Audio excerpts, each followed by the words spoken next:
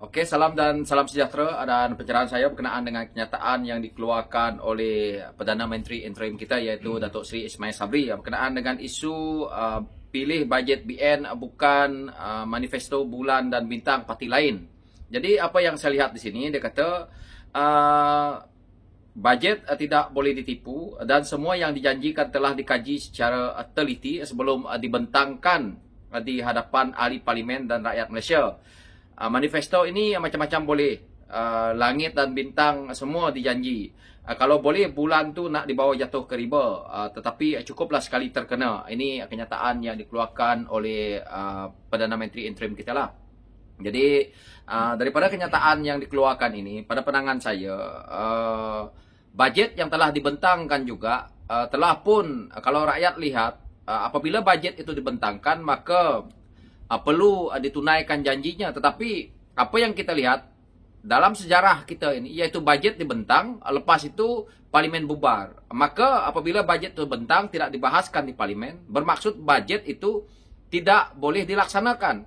Dan apabila kerajaan daripada parti mana-mana pun yang akan menang, maka mereka akan membuat bajet lain ataupun menggunakan bajet yang lama ini tadi untuk mereka bentangkan di parlimen. Dan akhirnya bajet yang dikatakan oleh Perdana Menteri interim kita ini, iaitu Ismail Sabri ini, juga sebagai satu janji palsu. Iaitu kalau kita lihat hari ini, bajet yang dibentangkan dah tahu parlimen nak bubar, kenapa? Jadi ini adalah taktik politik yang cuba dimainkan oleh pemimpin UMNO Barisan Nasional. Dan apa yang kita rakyat selama ini lihat, bahawa Perdana Menteri kita ini, kita lihat di antara yang terbaik dalam pimpinan UMNO itu. Tetapi kalau begini juga sikapnya Perdana Menteri interim kita ini, maka orang seperti ini juga satu daripada ahli-ahli politik yang suka membohongi rakyat dengan membuat bajet yang boleh kita katakan palsu kerana bajet ini belum dibentangkan.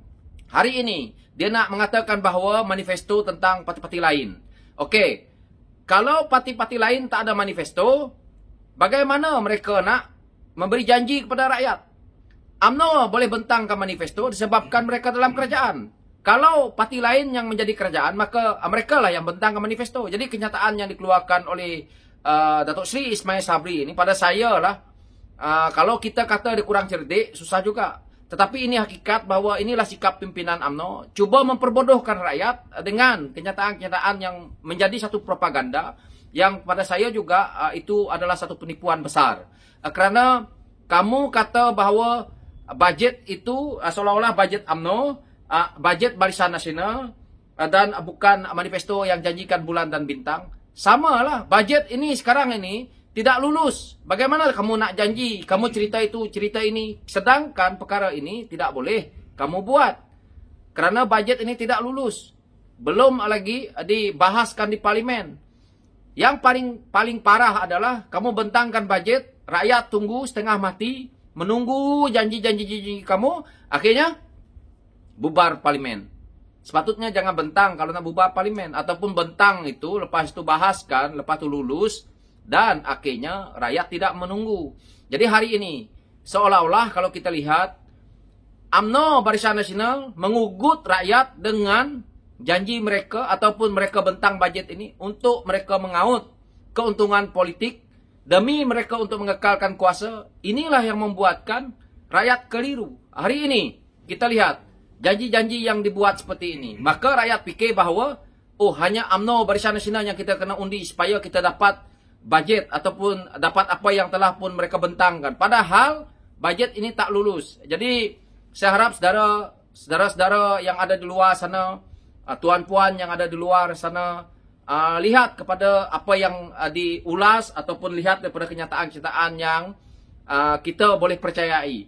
Jika begini sikap Datuk Seri Ismail Sabri dalam dia nak berpolitik, dia menyerang dengan ataupun dengan mengugut rakyat dengan manifesto-manifesto yang dibentangkan pada saya palsu yang belum diluluskan, maka pada saya kita tolak saja pemimpin yang seperti ini kerana dia inilah yang akan menyusahkan rakyat. Kita tengok apa janji dia dengan veteran Angkatan Tentera di Pahang sekalipun.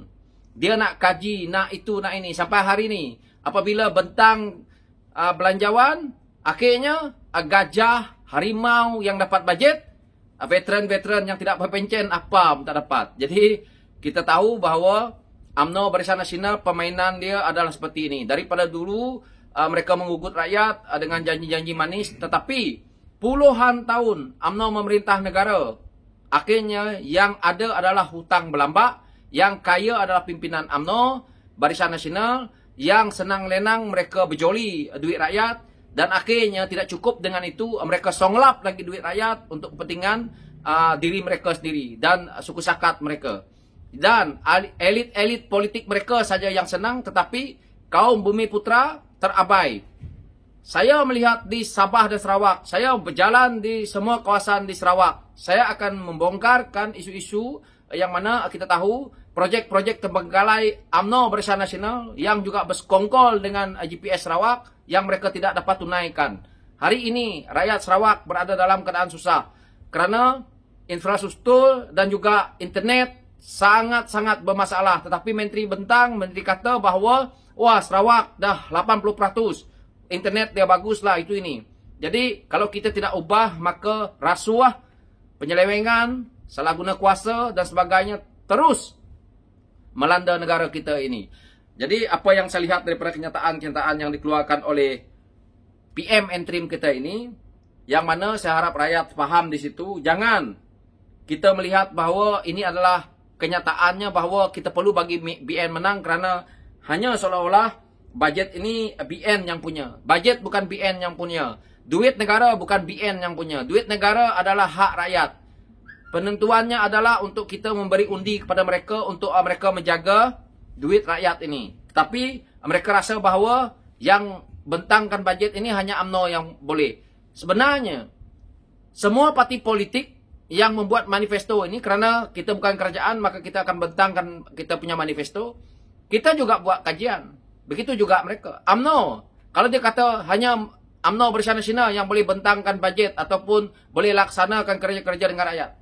Berpuluh tahun UMNO jadi kerajaan. Apa yang jadi? Pembangunan tidak serata. Kita tahu antara jurang dan kaya itu bertambah jauh. Lepas itu kita tahu elit-elit politik kaya raya tetapi kawasan tak terjaga.